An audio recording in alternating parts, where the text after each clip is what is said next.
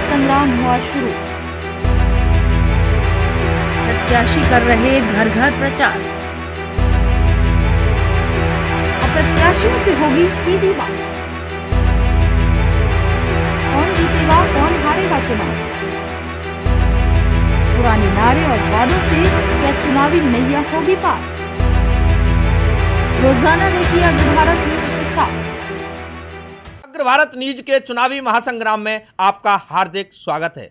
आज हम 94 विधानसभा बाह के अंदर में मौजूद हैं। हमारे साथ में कांग्रेस प्रत्याशी श्रीमती मनोज दीक्षित हमारे साथ में मौजूद हैं। एक बार हम उनसे राय जानेंगे कि चुनाव की तैयारी को लेकर के उनकी क्या क्या तैयारी हो चुकी है और किस तरह से वो अपने विपक्षियों के साथ में फाइट करती नजर आ रही हैं। एक बार आइए जान लेते हैं। दीदी, बहुत बहुत बधाई हो आपको। कांग्रेस प्रत्याशी के तौर पर आपको बाह विधानसभा से उतारा है। आपकी काफी मेहनत रही है, तो क्या राय है आपकी? सबसे पहले मैं अपने अग्र भारत के चैनल को धन्यवाद देना चाहती हूँ कि यहाँ तक वो रूबरू और गरीब जनता की राय जानने आए और मेरा जो मैंने क्या किया है, मैं क्या कर रही हूँ, मैं बताना चाहती हूँ। मैं लड़की हूँ और लड़ सकती हूँ, मैं लड़ रही हूँ। माननीय प्रियंका दीदी ने जो कहा है कि महिलाएं लड़के अपना अधिकार मांगेंगी और लड़ेंगी जब उन्हें पार्टियां मौका देंगी, क्योंकि आज कांग्रेस पार्टी ने और हमारी माननीय प्रियंका दीदी ने जिन बहनों को मैदान में उतारा है और अन्य पार्टियों के हौसले परास्त हो चुके हैं। आज बाह विधानसभा का जो चुनाव है वो एक अलग ही चुनाव है, क्योंकि यहाँ लगातार एक ही व्यक्ति को जनता ने लगातार मौका दिया। 18 बार विधायक बनना और इस जनता के बीच में न जाना, ये जनता सब देख रही है। आज जो चुनाव है वो चुनाव है विकास के लिए। गरीब जनता की आंखों में जो आंसू लिए हैं, उन आंसुओं को समाप्त करना ये चुनाव है। तो उसमें मैं कहना चाहती हूँ, मेरी तैयारी है कि मैं पूरी विधानसभा में डोर टू डोर गई हूँ। मैं खेत में भी गई, खलियान में भी गई, खाना बना रही छप्पर में बहन, मैं उससे भी मिली हूँ और पूछा है कि बहन क्या चाहती हैं। तो आज जनता की यही मांग है कि उन्हें प्रतिनिधि ऐसा मिले जो उनके बीच में रहे। जी दीदी, ये बताइए, आपको बाह विधानसभा को यानी जिला बनाने का कभी लगातार प्रयास चल रहा था, भारतीय जनता पार्टी कह रही थी बनाएंगे, तो आखिर क्या रोड़ा है, क्यों नहीं बन पा रहा है जिला, क्या रहेगा? देखिए, बाह जिला बनाना कांग्रेस पार्टी की देन है कि 3-4 जिले जो संतुति हुई थी, एनडी तिवारी जी यहाँ आए थे, पूर्व मुख्यमंत्री, तो उन्होंने यहाँ कहा था, घोषणा की थी कि यूपी में ये 4 जिले कांग्रेस बाह विधानसभा ये रह गया। जब से हमारी सत्ता में कांग्रेस नहीं है। रही बात बाह में चुनाव, ये जनप्रतिनिधि जो जीतते आ रहे हैं सिर्फ एक ही बात पर कि बाह को जिला बनवाएंगे। पिछले भी लोकसभा में चुनाव जो लड़े राजकुमार चाहर जी, इसी मुद्दे को लेकर चुनाव जीते कि वो लोकसभा में पहुंचेंगे, बाह को जिला बनवाएंगे। यहाँ के जो विधायक बने उन्होंने भी असर, लेकिन बनने के बाद आज तो यूपी में भी सरकार भारतीय जनता पार्टी की और केंद्र में भी आज नहीं बना सके, तो जनता अब ये इनसे क्या उम्मीद करेगी? ये तो अब बिल्कुल जनता की सोच से बाहर हो चुके। रही बात दूसरा कि कल वो आए थे पूर्व मुख्यमंत्री अखिलेश जी, वो कह रहे, क्योंकि ये मांग जो है ये मेरी ही मांग है। सबसे पहले मैंने जो साइकिल यात्रा निकाली थी अपने सभी सहयोगियों के साथ, तो मैं साइकिल यात्रा लेके लखनऊ तक गई थी 200 साइकिलों के साथ, और इको गार्डन में धरने पर बैठी 8 दिन तक रही। मुख्यमंत्री ने ज्ञापन लिया, उन्होंने कहा कि बाह को जिला तो बन जाए, लेकिन क्षेत्रीय विधायक अगर कहेगा तो आपका जिला बन सकता है। क्षेत्रीय विधायक तो मना कर रही हैं। अभी भी कल बोली हैं चैनलों पर कि बाह को जिला बनाने की क्या आवश्यकता है, आगरा अच्छा है। तो यहाँ के रहने वाले लोग तय करेंगे अब कि आगरा अच्छा है या बाह के लोगों के लिए अच्छा है बाह जिला। आपका चुनाव इस समय पे लेकर के क्या क्या मुद्दा रहा है जिस पे आप वोट मांगने गए? मेरा मुद्दा है, सबसे बड़ा बाह जिला बनाओ। दूसरा है जो आवारा पशु जानवर घूम रहे हैं, किसान हमारी फसल नहीं कर पा रहा है, उन गौ के लिए गौशाला बनवाना। गौशाला यहाँ है, अधिकारी उनके खा रहे हैं पैसे, क्योंकि कांग्रेस की देन है कि हर ब्लॉक में गौशाला बनी हुई है, लेकिन कहीं भी गौशालाएं दिखाई नहीं देंगी, कागजों में है।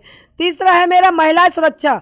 महिलाओं की सुरक्षा आप देख रहे होंगे, महिलाएं कहीं सुरक्षित नहीं है, सरेआम बेटियों के रेप हो रहे हैं। सत्ता के लोग आज जेल में हैं, अभी एक कुछ दिनों पहले की घटना है, एक बेटी के साथ रेप की घटना हुई, वर्तमान के ब्लॉक प्रमुख ने उनके साथ ये घटना का अंजाम दिया, आज जेल में। उनकी बेटियों की कहीं सुनवाई नहीं है। महिला सुरक्षा को लेके, उनकी स्वास्थ्य की समस्याओं को लेके महिलाओं के लिए अलग से एक हॉस्पिटल खोले जाएं, जो महिलाओं की ही सुनवाई की है, जो गरीब महिलाओं के लिए उनकी सहायता दी जाए। मैं जनप्रतिनिधि अभी तक बने हैं, कभी पलट के चुनाव वोट लेने के बाद पलट के यहाँ बाह में नहीं देखा गया, लेकिन इस चीज़ को मैं करूँगी, यहीं रहूँगी और यहीं रह के अपनी जनता की सुनवाई करूँगी। भारतीय जनता पार्टी कह रही है कि हम लोगों को रोजगार दिया है और आपके सबसे ज़्यादा लोगों को राशन वितरण किया है, हम लोगों को 2 वक्त का राशन दिया है और सबसे ज़्यादा हम लोगों ने यानी जितने भी भूमाफिया अपराधी हैं उस पर लगाम कसी है, उसको लेकर के क्या है? देखिए, भाजपा की तो बात न करें तो ये अच्छा, क्योंकि जनता नहीं, ये मैं नहीं कह रही, अब जिन जिन गाँव में मैं जा रही हूँ, भाजपा का तो नाम सुनने को जनता, गरीब जनता तैयार ही नहीं है।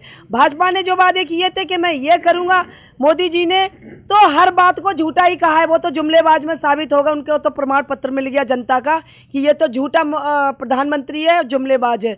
भाजपा ने कहा था 15-15 लाख किसानों को पैसे, क्या आए भैया?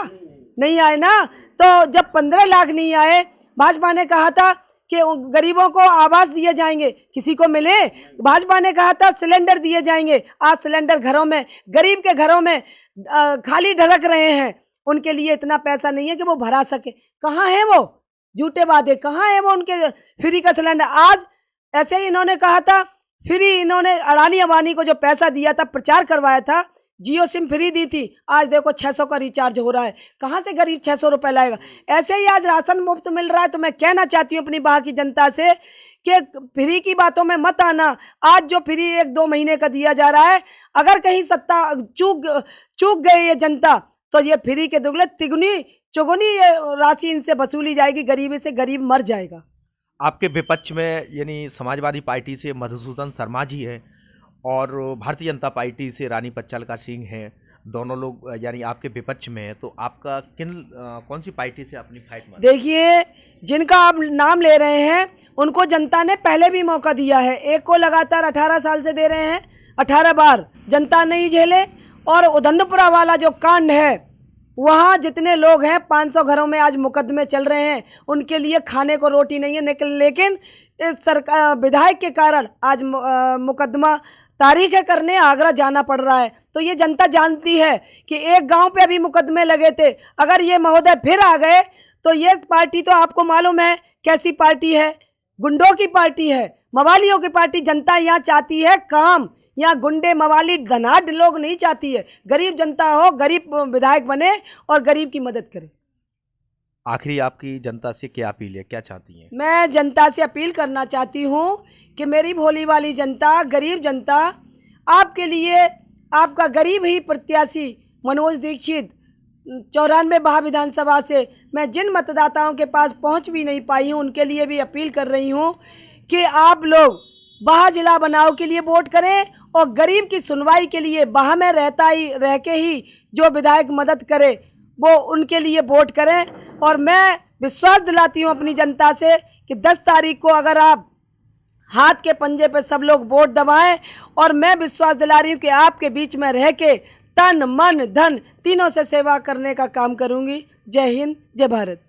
जैसा कि आज यानी 94वें विधानसभा बाह कांग्रेस प्रत्याशी मनोज दीक्षित से खास बातचीत हुई, जिसमें उन्होंने बताया कि बाह को लेकर के सब लोग चुनाव लड़ते हैं, लेकिन लड़ने के बाद में बाह जिला बनाने के लिए किसी ने भी कोई भी कार्य नहीं किया। लेकिन हम जिस तरह से विधायक बनने के बाद में बाह को जिला बनाया जाएगा। हम लोग गरीब जनता के बीच में जा रहे हैं, सबकी सुनेंगे और सुनने के बाद उनकी लगातार मदद पहले भी की जा रही है, अब भी मदद होगी। इस तरह से सारे अपने विचार रखें।